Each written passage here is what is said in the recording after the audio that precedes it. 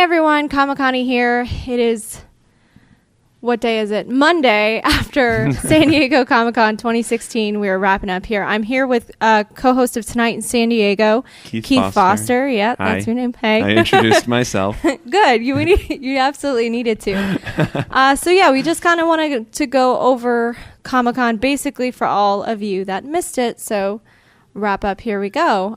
It's still hot for those of you that are wondering. If you've now left San Diego, you should have taken the humidity with you, but you didn't.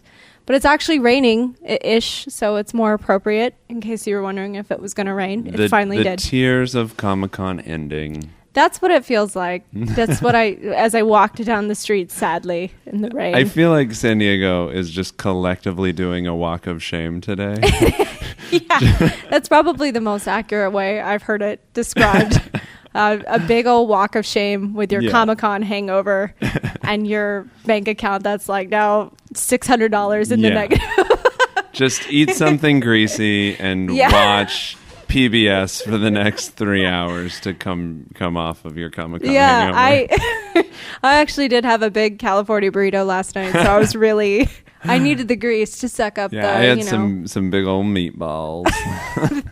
I needed the emptiness. Well, okay, so let's get into talking about some of the things that were different at this year's Comic-Con, because it was kind of an odd one in my opinion. It was a weird year. Yeah, I noticed for one, even though there are people probably in the Gaslamp district that would disagree, it was actually much less crowded this year than in previous years. Yeah, especially on like the convention floor. Yeah. I never got that sense of that healthy sense of being buried alive that normally comes with Comic-Con. That Jon Snow at the bottom of the pit of bodies, that didn't happen.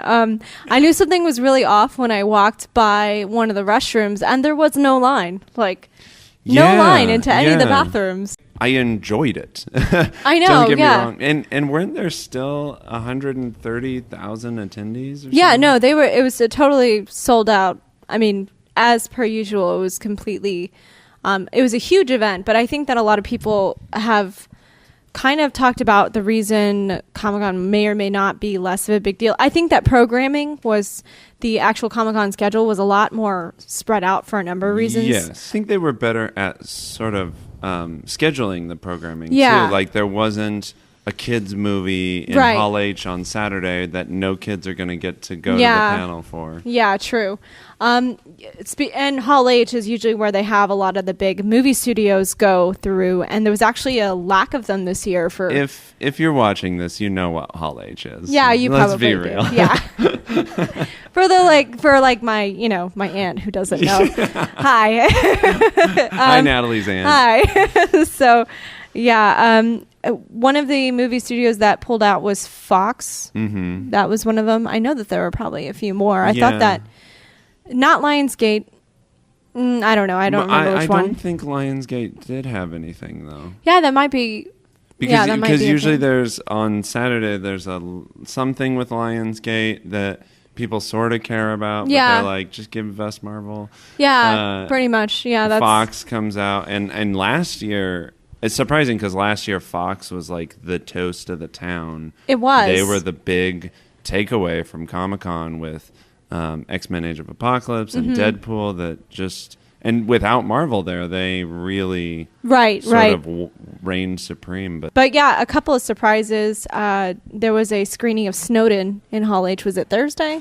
Yeah, I don't think they screened the movie, but there was a panel. Mm-hmm. And I guess that Edward Snowden appeared on the panel via teleconference from Russia. Which would have been great if anyone was there to see it. Yeah, I mean, that's like kind of newsworthy. Yeah, definitely. I'm sure that, I wonder, the CIA was like, no, I got to go into Hall H right now, but not past Comic-Con security. So that was another surprise. Yeah. A couple more surprises. I heard that the Bates Motel panel was kind of surprising because Rihanna is going to appear on the show as a main character, taking in my opinion, a Lady Gaga route. Yeah, kind of. Might have gotten a little jealous because of her Golden Globe and her Emmy fame, but she's got to work. She does, and now she's working. on Bates Motel, and that was kind of a big shocker. Like, she was the big celebrity for the moment that no one saw coming. Again, I actually didn't even know Bates Motel was still on. Yeah, it's still on. It's still on. It definitely. I've heard good things. Yeah, good things, but, for sure. But yeah, I thought it was kind of done, and now it's got this sort of rejuvenation with Rihanna, and there's a market for that. I am not the demo for that show or that actress, but some people, I'm sure, are very excited. For sure. And we were talking briefly about emptiness. Game of Thrones, The Walking Dead was hard to get into, but the Game of Thrones panel in Hall H was mostly empty on Friday, and that's usually a big contender. Which I mean, usually Game of Thrones, they don't have a lot of new content to show because their season just wrapped up. But in this case, their season's been delayed. Right. They're not even going to shoot till summer of next year, so they really just didn't have anything. No, and actually a lot of the main cast members chose to not come to this Comic-Con. But honestly, I've never felt like the Game of Thrones panel personally was one worth like waiting in line overnight for. I've been in the Game of Thrones panel a couple times and saw the bigger stars, but yeah, they never have anything to really show. Just a blooper reel, which which is fun. And to remind you that it's a TV show, not a horrible mark on your life that's killing your soul.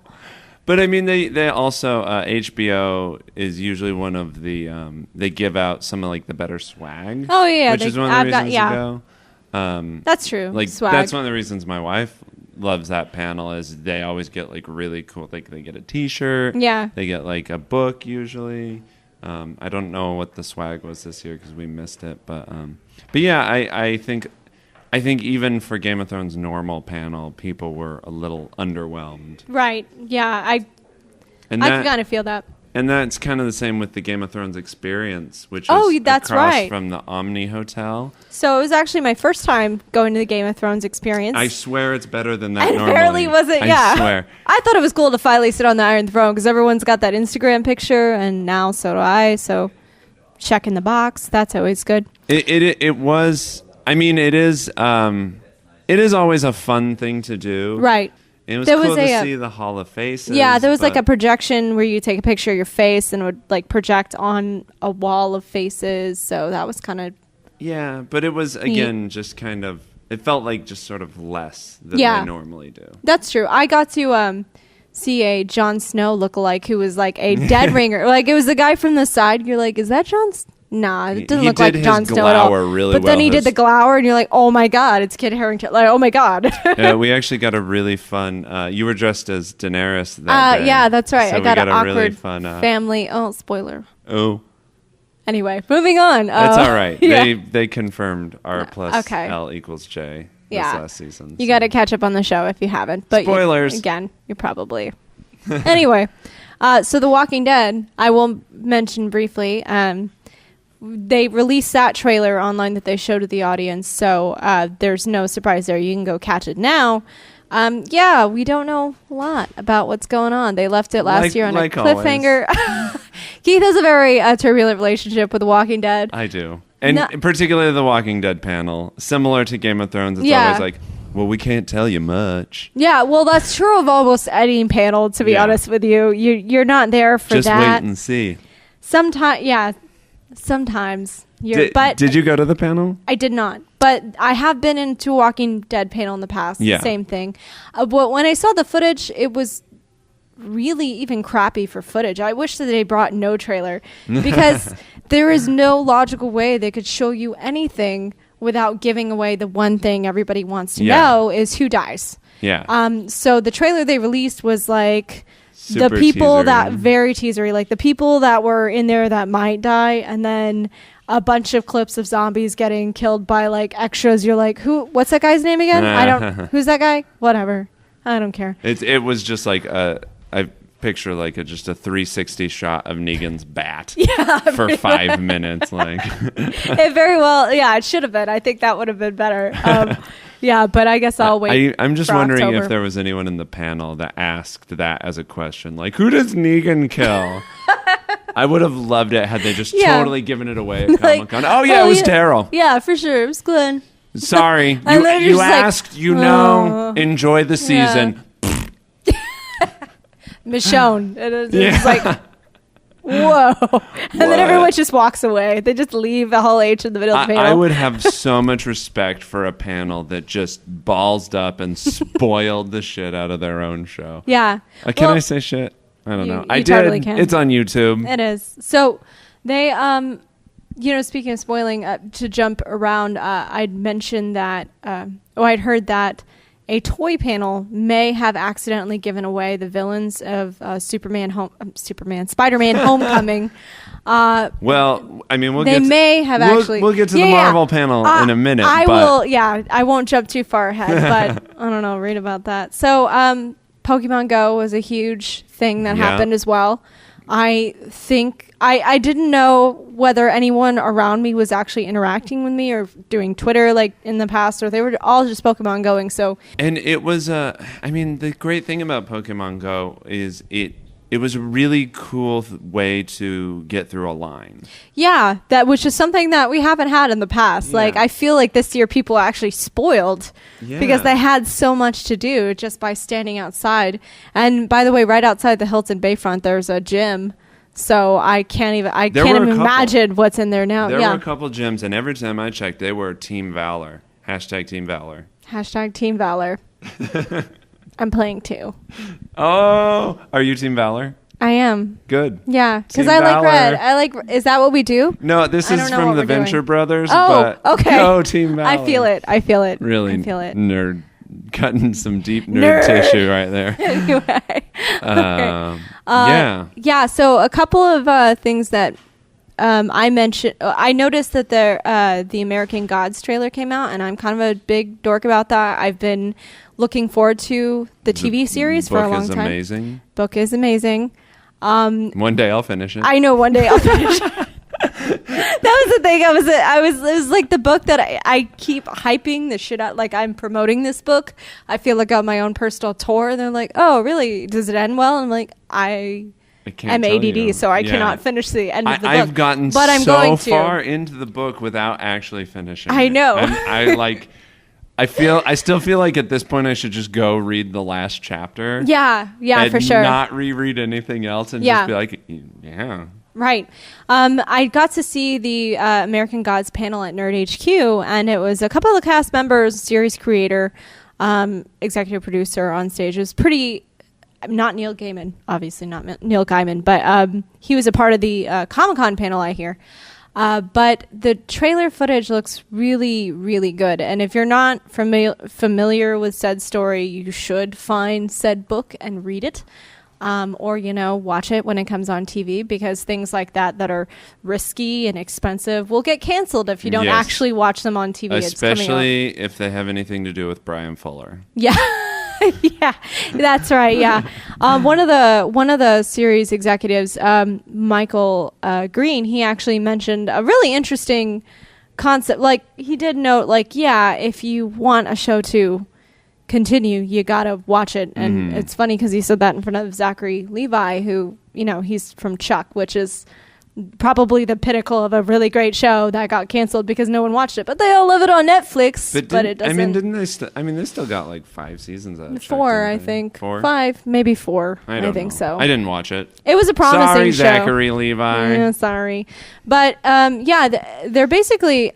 I'm excited because what I read of the book like 5, 6, 7 years ago, it seems so much more relevant now, about, like what it's kind of a criticism, I think, of what Americans or people just in general put their time and attention to. And that's where the idea of these gods, versus Odin versus Thor versus of the old versus gods of the new, like television and technology and internet and I actually think all those things. It's almost like people read the book and we're like, yeah, that's right. And just we're fully committed to that idea. Like, yeah. And it's so much more than when the book was written. It's very, I think it's pretty exciting because they kind of hinted that not only like Starz is 100% on board with this. They're like, well, if you're going to do it, you got to do it right. And that's That's awesome. So I'm really looking forward to that. In other TV news, the Marvel television panel was kind of this shocker of really good panel, really good footage. We got more than I think I was expecting. It was a Luke Cage panel in the yes. That's how they that's how they advertise it. And I'm really stoked about Luke Cage. It's coming out in September on Netflix. Of course, if you saw Jessica Jones, you saw Luke Cage's character introduced there. I just hope he wears a tiara at some point. That would be he's got to like throw in the line "Sweet Christmas" like in every episode. Yeah.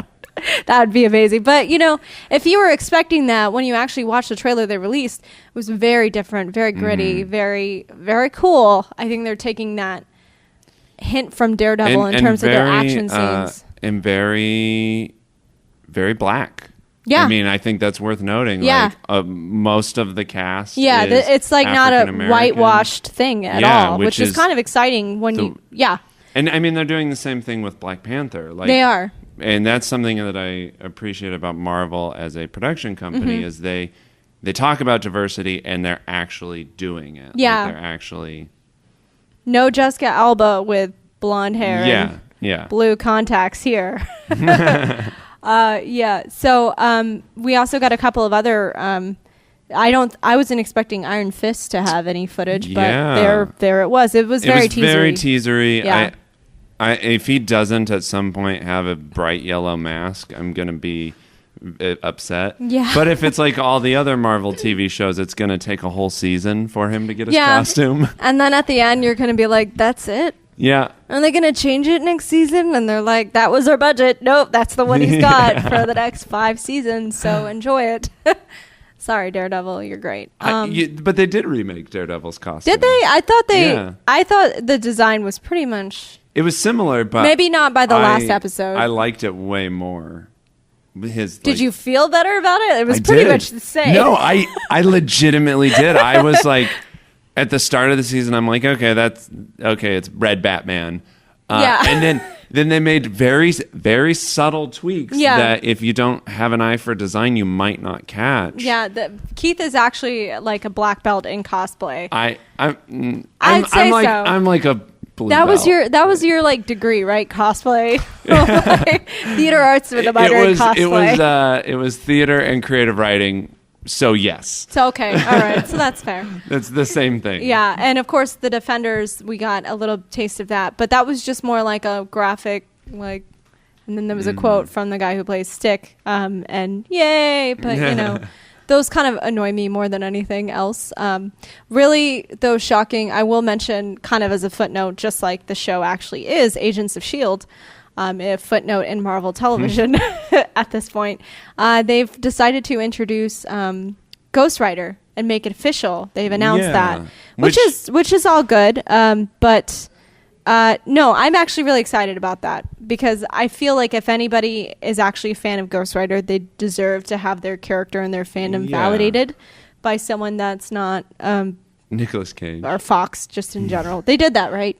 Yeah, that was Fox. I think. I'm pretty sure. Really messy. So we have to steal the Declaration of Independence and fight hell. That's my really bad Nicolas Cage. The worst part of Ghost Rider, by the way, was when I think he's in Texas for a second. Like it says, but a tumbleweed actually blows by the screen. I'm from Texas. There are no tumbleweeds like that. There's no on cue in Idaho. Well, he should have been in Idaho. I think the worst part of Ghost Rider was Nicolas Cage's hair. Yeah, that was just unsettling. Fun fact, Nicolas Cage got his name Nicolas Cage because he's a huge fan of Luke Cage. Really? Yeah, that's where he took the name from that, which is kind of like a weird full circle of Nicolas Cage. As long as they don't put him on the show, then we're good. At this point, I'd be like, give him some character. He's trying so hard. He's probably a nice guy. I don't know. No, just not anything important. Yeah. Preferably, that'd be great. So, well, let's Nicolas talk about Cage tangent aside. Yeah. Let's get back to Hall H. Yeah. Because I mean, Hall H is sort of the pinnacle of Comic-Con. Yeah. That's where all the big movie studios go. So we got to see the premiere of the Justice League trailer, which didn't see that coming. I did not at all. And let me tell you, there is an air of skepticism about Justice League because Zack Snyder's attached to it.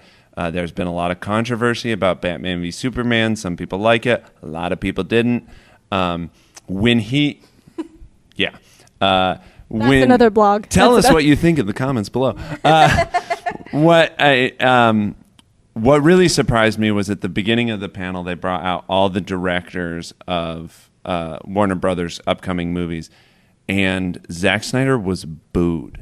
Awkward. People booed him, and it was really awkward. Like, there were some people really loudly. Yeah. I've been in the past when he's been announced on stage, and it was like a sort of like, brr. Yeah, like, man, it was like, yay. But it was like, it was a flat out consensus boo. I was shocked. I did not expect that. And then he sort of like teased out the footage like they always do. Like, well, we might have something to show for you. Which, by the way, stop doing that. It's annoying. We all know you have footage. You better have some footage. Yeah. There's no excuse for you to be here without any footage. Just show the footage. Get off the stage. We've been waiting and just, yeah, we have something. You have something. Shut up and show it. In fact, you should probably lead with something. So maybe it would have gotten booed. Like that should have been the lead-in. Exactly. Maybe it should have been like... before we say his name, here's what he's brought. Exactly. Hold your booze. That actually might have helped because I was impressed. I am the biggest Zack Snyder skeptic in the world. I think he's not that smart of a director. I think he has some skill, but I think he a lot of times has the ambition to tackle projects that he's not capable of. So maybe personally, I think he should stick to some other stuff, but whatever. I disagree in some cases, but that's another vlog. That's a separate video conversation that we'll have. Yes. But in the case of Justice League, I was genuinely impressed. It was, you mentioned that it was... I think the studio took notes of the complaints of Batman v Superman because I think they kind of had to. Yeah, that doesn't always happen, unfortunately, and it seems like it actually did. Like it seemed almost like I was watching it felt one part Iron Man with the kind of wry like humor that was in it, and then the action. It was. I'm not going to say like it was an Avengers film by any means. No, it was still... but it had a sense of humor. Yeah. It had a sense of adventure, a sense of fun. Maybe it's like Suicide Squad. Maybe. I mean, it doesn't feel like it has sort of the edge. Well, not Suicide crazy. Squad's Yeah, it doesn't seem insane. But it does have it does just have a sense that Warner Brothers is trying to learn from their mistakes, but it feels different. Yeah, definitely. I think probably the best thing that they showed was Wonder Woman.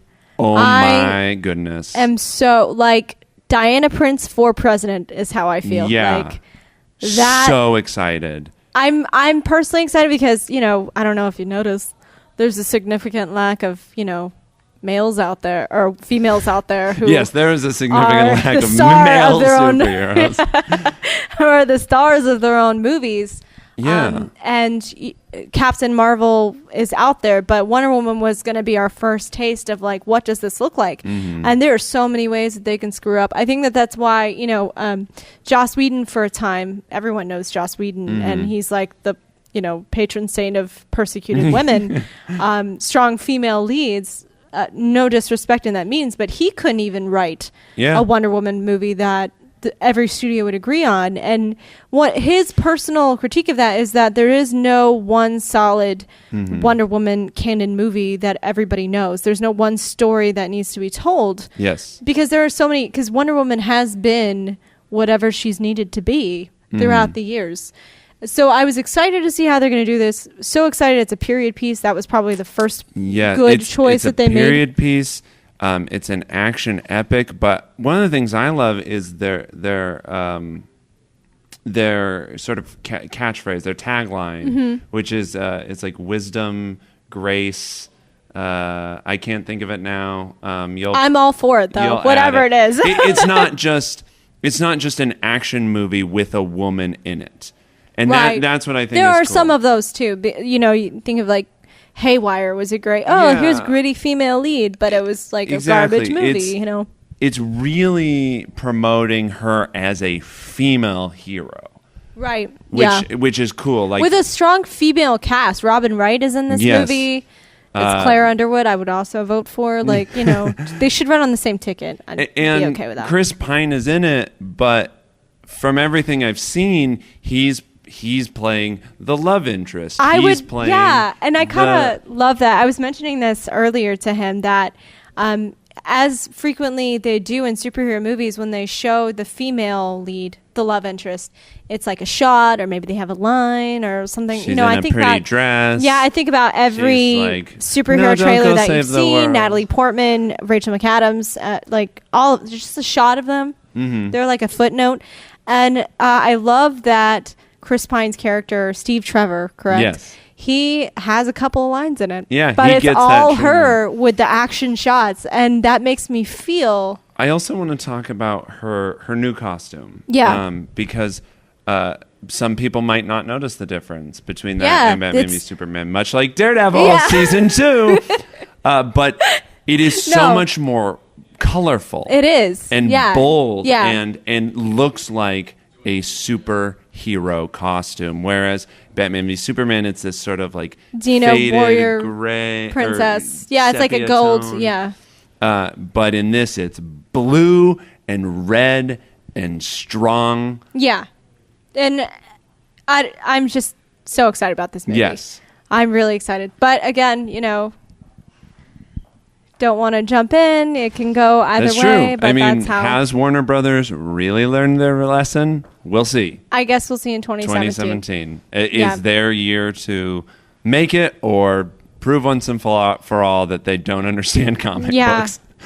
Let's just draw that line. But aside from superheroes, yes, there were the last thing that Warner Brothers presented was my wife's personal favorite, and also it was just an amazing experience. So it was for Fantastic Beasts and Where You Find Them, and they introduced Eddie Redmayne, and he comes out, and it's sort of awkward at first, and he's like, Can we get some lights up? I'm British. I have an Oscar. Can we bring the lights up? And so he pulls out his wand, and we're all like, oh, this is cute. He's gonna do magic. And he's like, Illuminati or whatever the magic spell is. And then Rihanna appears. Yeah. Whack, whack, whack. No. And so he casts his spell, and the house lights come on, but they're kind of dim. And Conan O'Brien, who moderated, which she was great, was like, well, I don't know if you know this, but the lights don't get that bright in this hall. And he's like, well, I need help then. And he jumps off the stage, and he's like, here, will you help? And he gives someone a wand. And he's like, oh, and I need your help. And he gives someone else a wand. And he's like, in fact, I need all of your help. Everyone gets a wand. He Oprah Winfrey'd us. He did. But with magic wands. And so everyone gets a wand. Everyone. Are they like the cheap plastic wands like you get at the? I mean, they are made of plastic, but they're sturdy. They're from the Noble collection. Oh, nice. Which does the Harry Potter wands for Universal. Oh, okay. So I've seen them. They're nice. Quality wands. They cast real magic. It's a lot better. Okay. So they had people that were dressed up in 1920s. Period costume pieces, handing out wands, and then at the end, everyone raises their wands and casts the spell, and the lights come up, and it was magical. And shout out to the L1 in the theater, the lighting director. Yeah, for sure.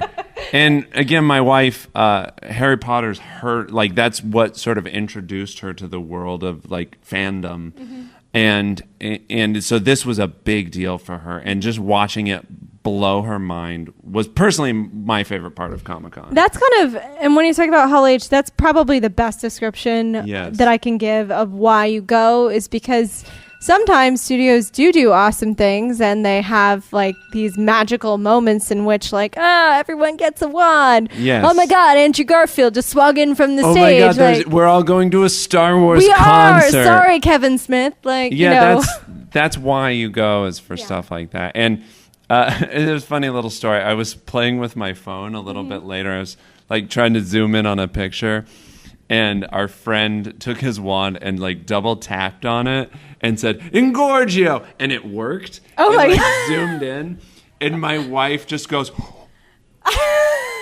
and like that's what I mean. Like there's this magic in Hall H that you actually believe that was for real. Yeah, it was so cool. As always, I make mine Marvel. Every year I've been to Hall H. Warner Brothers does this amazing thing in the morning, and you're like, how is Marvel gonna top that? Like literally, How? like fan seizuring everywhere, just like Batman v Superman. Oh my God, they're gonna do it. It seems impossible for Marvel to top it, but they do. They do. It's really strange. That, I wonder. It's just Marvel Studios. I wonder if they plan to have the last panel of the day. Oh, I'm sure I imagine they pay top dollar Probably. to have the programming. The final word. Yeah, and they did. And I don't want Kevin Feige to let it get to his head, but But it's working. Like everything they're doing is working, and they didn't have anything last year. They skipped the convention last year, and they said at the top of the panel that it's because they only like to do panels when they have a lot to show off, which I didn't think that they were going to show that. I honestly didn't think they had that much to show. I know that Doctor Strange is coming out this year. Yeah, I figured we'd get Doctor Strange and Guardians of the Galaxy. Yeah, and we did get Doctor Strange. They actually released their trailer online. Usually Marvel doesn't release footage right away, but Doctor Strange is actually coming out in November. But we also, the people who were in Hall H also got a clip. So the trailer was released, and we saw the trailer, and that was really cool. But we also got a clip from the movie that no one else gets to see. Yeah. So that's how, that's another reason I think Marvel's successful is Warner Brothers, they show you the cool stuff, but then because of like the piracy from last year, they're just like, well, we're just immediately releasing it online. Which actually I think is a smart idea. That does deal with piracy in one way. I think that in the past, Warner, though, as a company, has just reacted incorrectly to the idea of being leaked. They put out last year the Batman v Super, actually the Suicide Squad trailer that was leaked, and they put out this long paragraph of like, we're very disappointed in Comic-Con for allowing this to happen, and this is special. And I get it. But that's not really how you solve that problem. And I actually appreciate that they released their footage this year. And supposedly that's why some of the bigger studios pulled out. That's right, yeah. Due to it's piracy because issues. of that. But there's a right way and a wrong way to do it. I don't think Marvel... The thing is, Marvel... the thing I appreciate as a fan who stayed out overnight is that there was still stuff that was exclusive for us that is not being released for months. Maybe even years. So we got true. Yeah. And since we're already talking about Doctor Strange, we got the best introduction ever. They pulled out the big screens again. They released fog into... It was a rock concert. It was. It was a full-on psychedelic laser light show where there were lasers, there were lights, there was like this trippy footage of the universe. Yeah. And this was all this giant build-up to revealing Benedict Cumberbatch, which was incredial. It was the greatest introduction You're not going to get that on your iPhone 6. No. You're not. Even if you saw what the introduction was, I guarantee you have no idea what the scope of it was and the feeling. Yeah, and the clip was incredible. I'm very excited about this movie. I know we talked earlier about diversity in Marvel, and there was some issues with this movie being accused of whitewashing. That's a separate video we could do. Yeah, definitely. Tilda Swinton playing the Ancient One. I personally think it's a little unfair. Yeah. That Doctor Strange is being targeted as the example for whitewashing in Hollywood, because they also took a typically white character and made him African American in this movie. They took a character that was male and turned it into a female. So, yes, are Asians underrepresented in film? Absolutely. Should it be fixed? Absolutely. Is Marvel the problem? No, it's the movie studios. So. It's the way they're built. So that's my little tangent about soapbox. Yeah. But yeah, so Doctor Strange, the footage was incredible. You've seen the trailer. If you're not excited for it, you should watch it again. Yeah, it's incredible. I was blown away. That introduction was one of my favorite parts. Yeah, and you did mention it was kind of like part Inception-y, which I totally see. Like, yes, it seems. Everyone is, especially with Thor. I remember people saying like, "How the hell are they going to do Thor?" Yeah. Like, what? And Doctor Strange is like, he's the sorcerer supreme. Like, how are they going to do magic? And they've kind of like in the past done magic is actually science. And I'm wondering, like, I feel like they are kind of Nolaning it up. From the clip I saw, he in the clip, it's where he meets the Ancient One, actually. Oh, okay. And he very much, it's this discussion of science versus magic, and how, and so they are kind of going, like, in a way they are kind of explaining the magic, but also not really. Like, I think they're going to toe the line with how weird they can get, and I'm real excited for that. I am too. But that wasn't all they had. No. They also had the first trailer for Guardians of the Galaxy, which who knows when you guys will see it. Yep.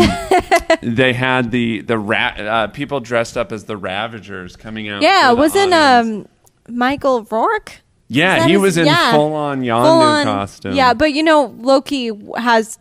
Tom Hiddleston also came dressed as Loki, but I feel like what they did here was much more involved. And Andrew Garfield has also been as Spider-Man. Like, there's a precedent of these. Yeah, it happens, but they're coming through the audience is different. Yeah, and they were like...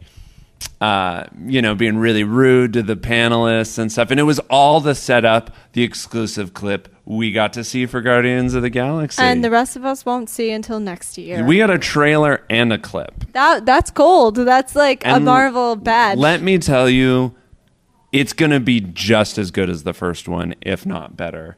That sounds pretty confident. That's like, The clip I saw was amazing. Marvel hasn't traditionally done well with sequels. They've been kind of like iffy. Yeah. Iron Man 2, which I feel like is the weakest, even though people argue it's 3. That's just me. Avengers 2. They're like... So I feel like Guardians, more than any other Marvel property, probably has like the highest bar set. Yes. Because no one expected it to be so damn good. But you think that... Yeah. And I am very excited for it. It still has that sense of humor that I think really drew people to Guardians in the first place. It's still incredibly zany, but still very very much in line with the genre of space opera. It just looks great. Also, there's probably more cool music. Yep. Volume 2. Mm-hmm. The soundtrack played a big key in the first movie, and in the trailer and clip we saw, the soundtrack was just as relevant. So did they talk more about big thing was Star-Lord's father? They straight on revealed it. Oh, okay. In the trailer. I don't know if I want to personally, but I was surprised. In the trailer, they straight up have that scene. It's Fillion, right?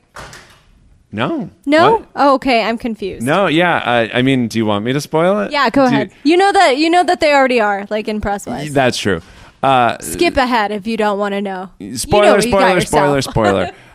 Kurt Russell. Oh, that's right. Kurt Russell is playing Ego. His name's Ego. and he is an alien. He created Star-Lord.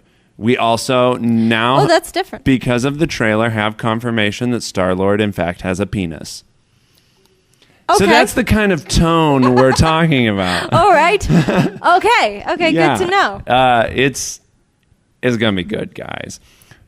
More than that could have been enough. Like, Marvel could have shown us Doctor Strange and Guardians of the Galaxy, ended on that. That would have been a good day. That would have been. And those were what they ended with, because that's what they had the most footage to show us. Mm-hmm. They also had a short panel with Black Panther. They didn't show any footage because they don't have anything shot yet, but it was still very cool to have the cast and director. And again, all African American, which is how Black Panther has to be. It kind of is, yeah. And how, like you were talking with female superheroes, right. How great is it to finally have an African American movie, but B, African American superhero. Right. It's not the normal thing that we expect with an African American cast of, this sort of and it seems like they're dealing with these heavy African American issues. It's an African American action blockbuster with a superhero. Right. And it is about damn time. Yeah, absolutely. I was, after Civil War, I was pumped. Like, the last scene left you pumped. Like, Black Panther was going to be amazing. The standouts from a very it was really hard to stand out. Like, action-packed movie. He probably arguably outshined Spider-Man in Civil War. In a lot of ways, I expected think so. Spider-Man. Spider-Man. But Black Panther, I just didn't expect to be so just, demanding of that presence on screen. They have the right director. They have the right cast. It's going to be amazing. I'm excited for next year when I'm sure we'll actually get to see footage. Right. And we saw a little of, actually, no, you didn't see any of Thor Ragnarok? Sort of. Sort of. So they had, because they just started shooting Thor Ragnarok. Right. But they had a very fun mockumentary that was directed by the movie's director, Taika Waititi. We should probably have taken notes before. It's been a long Comic-Con. Yeah. He was the director of What We Do in the Shadows, which, if you haven't seen it, was one of my favorite movies from last year. Mm-hmm. It's a comedy mockumentary about vampires in New Zealand.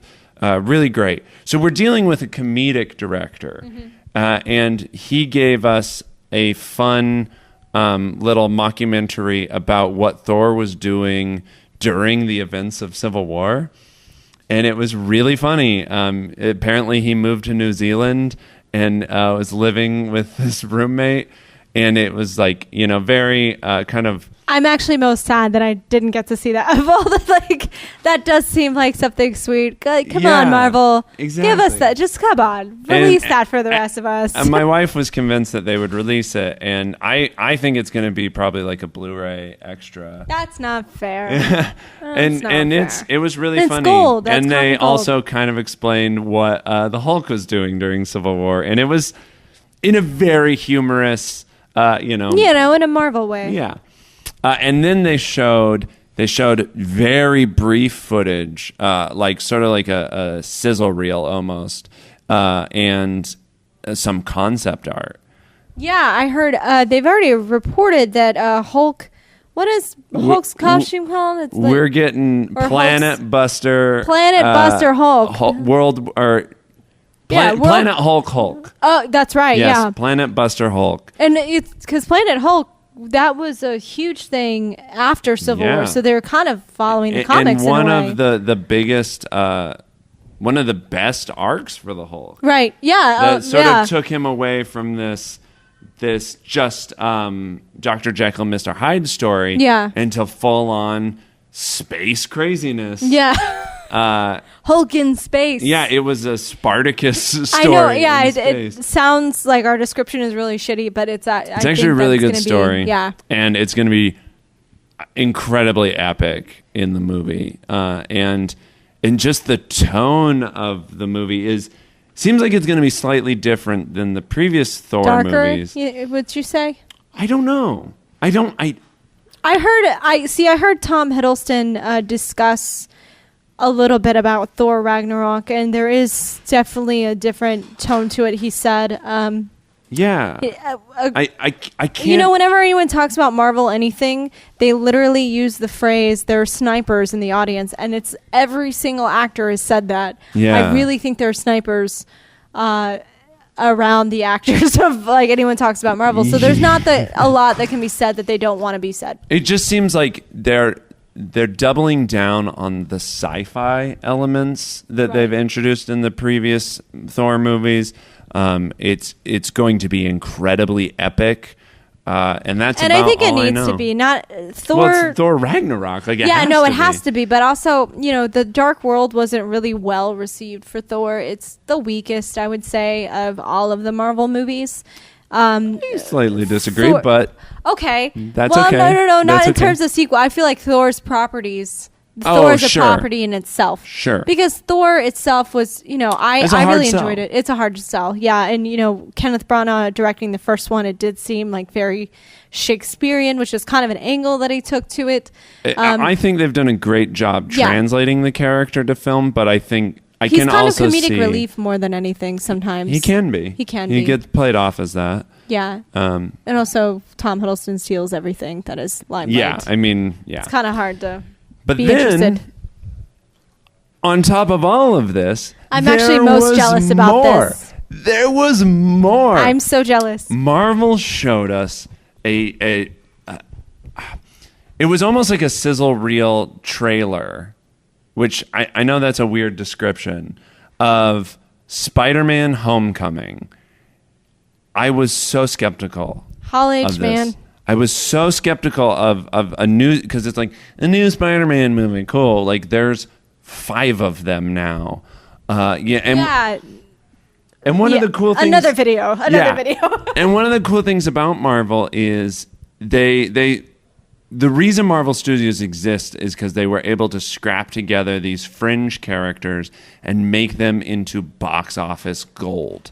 Guardians of the Galaxy would not exist as a movie if they had had the rights to Spider-Man all along. Yeah, exactly. All of these things that, like, now we wear T-shirts about, like, you know. And so part of me was a little jaded that they got Spider-Man back, because it's like, well, cool, now we get more Spider-Man, and I'm one of the biggest Spider-Man fans there is. Mm-hmm. I had the Spider-Man bed sheets growing up. It's a big deal for me. Yeah, right? I mean, who didn't? Yeah, no, I feel like more so our generation, Spider-Man is it, you know? And after seeing Civil War, it's like, okay, this is why he needs to come home. And the title, there's Spider-Man Homecoming, when I heard it, I was like, okay, like, is it just because he's coming back to Marvel? I didn't totally get it. It didn't make sense to me. Like, well, that's kind of a weird name for their movie. But it does work on multiple levels. It works on the level that he's coming home to Marvel Studios. It also works on the level of Spider-Man's homecoming dance.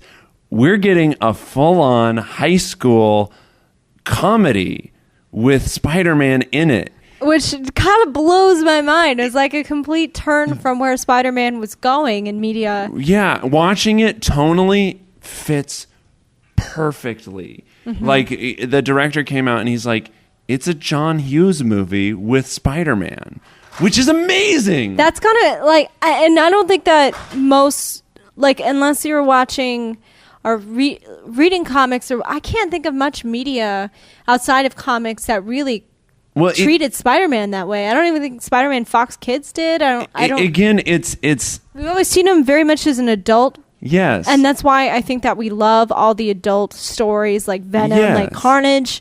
And I feel kind of split about this because I'm like, just get there. Just get once there. You see the trailer. I know. The sound of it is like, oh, great, this is an origin story or whatever. It's not. Like, thank God. The thing is with Marvel, one of the reasons I respect Marvel is they treat each movie as a genre piece. They don't say comic book is a genre, because it's not. There's genres within comic books.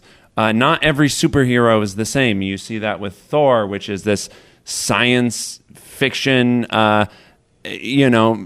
with ties to Shakespeare. Winter Soldier's a spy movie. Really, and I feel like I disagree with the whole theory that like, superhero movies are fad.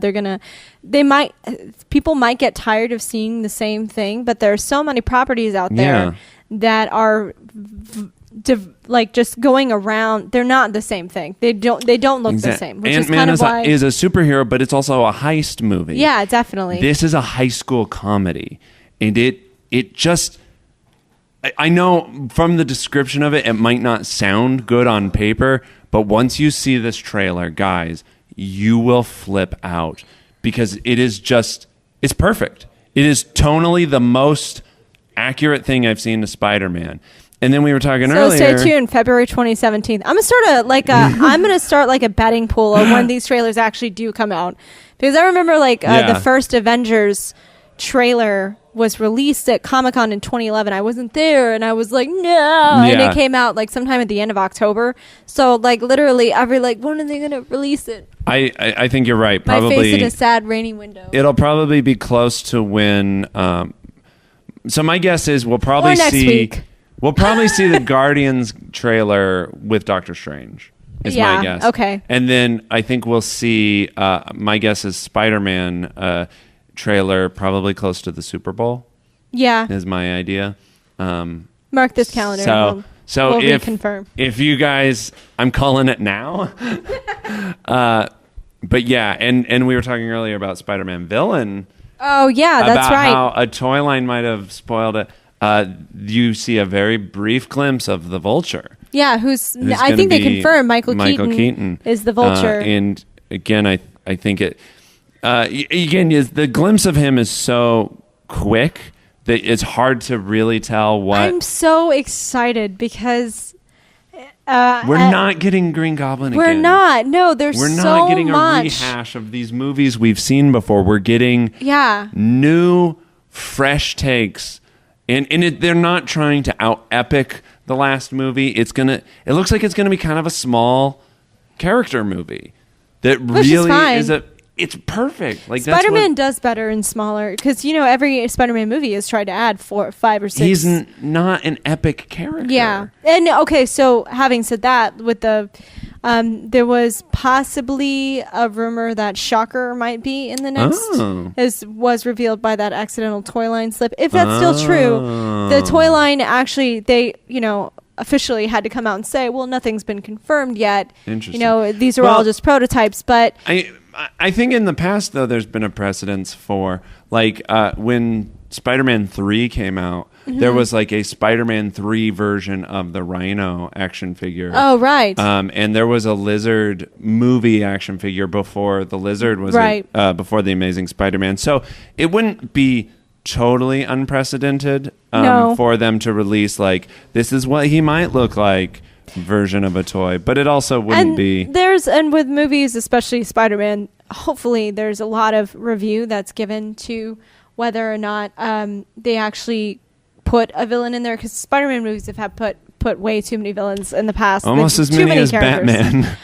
Oh yeah. I mean, but they're similar kind of characters. They're sort of street level heroes that have rogues galleries that are well loved, right? And so of course you want to get to it because you want that Lizard fan to have a reason to come to the movie, and you want that Rhino fan, but you don't need them all in the same movie. You don't. I mean, in the past, the more villains, there's I think there's a mathematical equation that more villains plus time equals probably down at Sony. They've got it down to the dollar amount. Do they? They should by now. Did you see Amazing Spider-Man 2? No, I'm sure that they figured it out right after that. They're like, you know what? 3 villains. Let's sit down and let's figure out why we're losing all this money. So hopefully, and let's not forget to update our internet. But again, now Spider-Man is in the loving embrace of Marvel Studios. Yeah, so creatively they have a control over with a little more respect. Yeah, I'm very excited about that. Well, let's talk about let's kind of Comic-Con in general. you mentioned Pokemon Go. There's a ton of Pokemon Go cosplay. Which is a weird concept. Yeah. I saw a lot of really interesting things. And I'm sure most people that were in the area or watching any Comic-Con coverage saw a ton of it. You were Doctor Strange. Yeah, I was Doctor Strange. It was one of my favorite cosplays. Again, my wife spent all week making my cloak of levitation. But her rogue, she was rogue, and that was like freaking amazing. Yeah, she was awesome. We got a picture of us outside the Marvel Legends toy line booth, and there was like a picture of Rogue on one end and Doctor Strange on the other, and we're like, how perfect is that? Must do it, yeah. Yeah, so we got a picture there. And I was Harley Quinn. If you saw my coverage on Nerd HQ, I felt like that was one of the costume that everyone was going to wear. And I was right. I'm actually making a collage of all the Harleys. Very popular. It was actually pretty fun to like come up to a Harley Quinn in the exhibit hall. Like, can I take a photo of you? And there was like this weird off, like, but you're dressed as the same thing. Why? Yeah, and I'm like, don't ask. It's a thing. It was almost like there were so many Harley Quinns that I almost feel bad for them. Yeah, because they probably got less attention because of that. I don't know. I felt like there was a significant lack of slave Leias this year, so probably all the slave Leias decided to dress as Harley Quinn. I want to. Well, we're talking about cosplay. Something that warms the cockles of my heart is seeing little girls dressed up as Rey from Star Wars. Oh my God, so many Reys. That's right. Why not?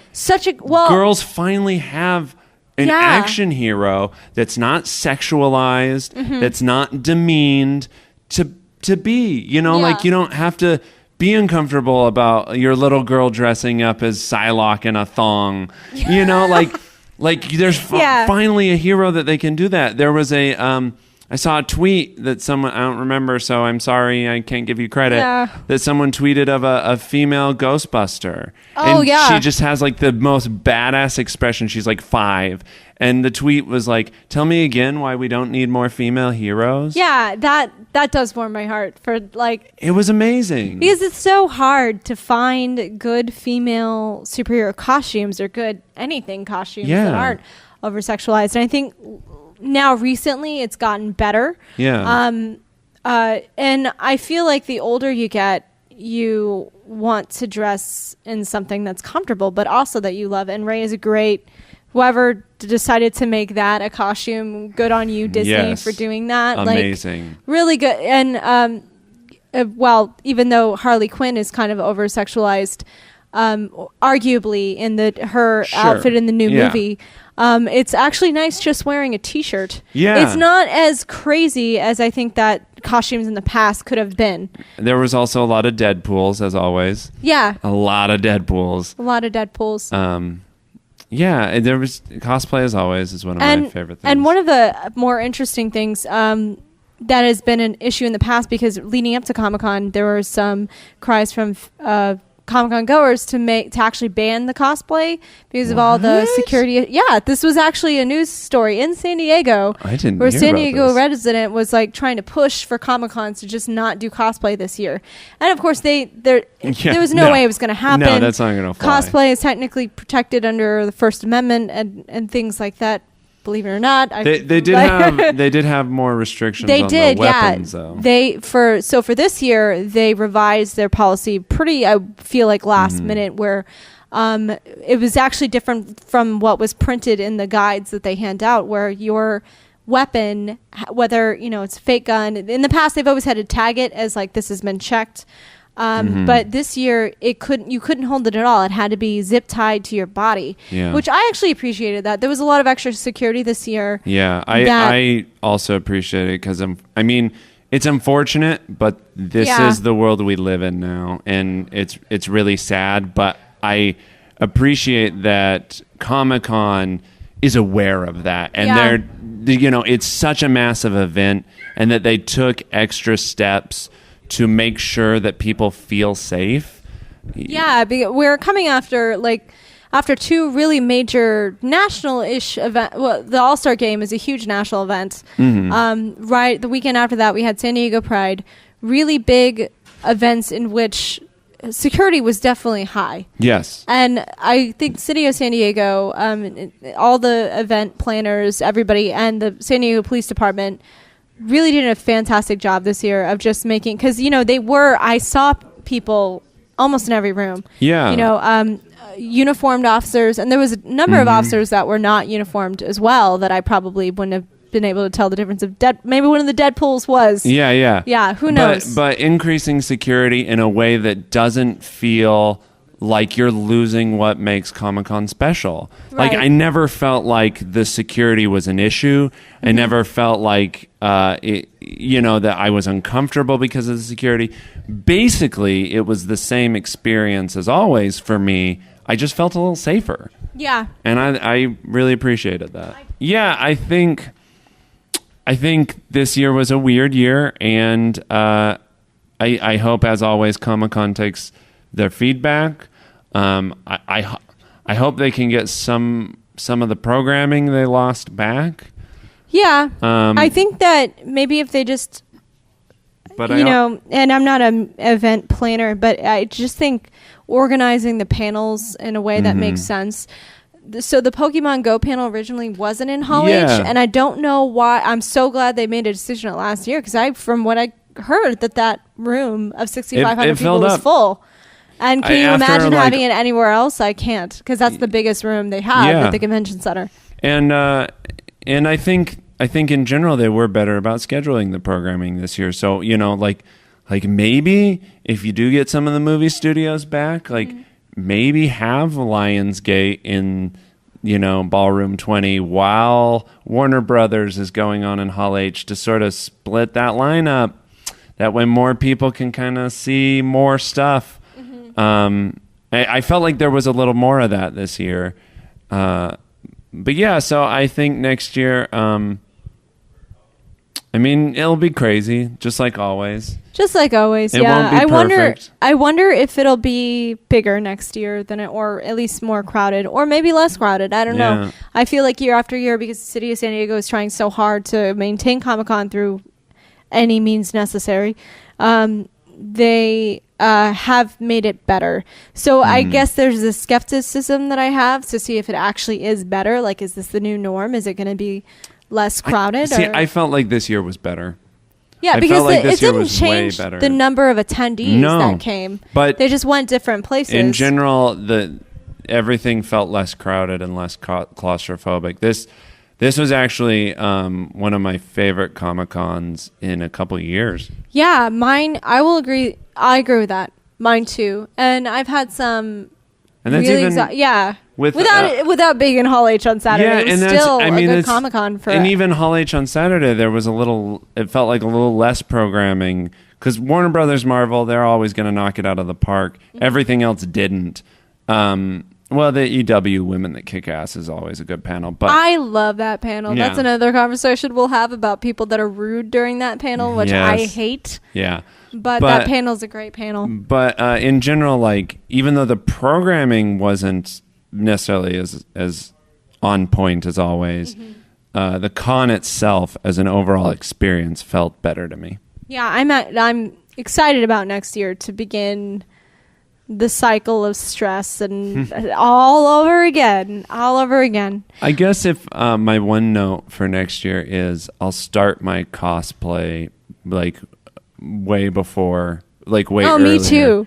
I'll try not to get a week before Comic-Con. I should come up with something to wear. Yeah. My poor wife helping me sew that cloak of levitation, which turned out awesome. Yep. Turned out awesome, but you owe her. I do. You do. All right. Well, that's going to wrap it up for us in our Comic-Con wrap up. Tonight in San Diego returns August 1st, but you'll see Mr. Foster August 8th. Yes. So please look at that and check out comiccon.com for more blogs, more vlogs, more videos, things, content, personal thoughts, musings, all sorts of stuff. So thank you guys for hanging with us, and we will see you next year. I drink your milkshake. I still think Doctor Strange is better. Yeah, I agree. That's fine.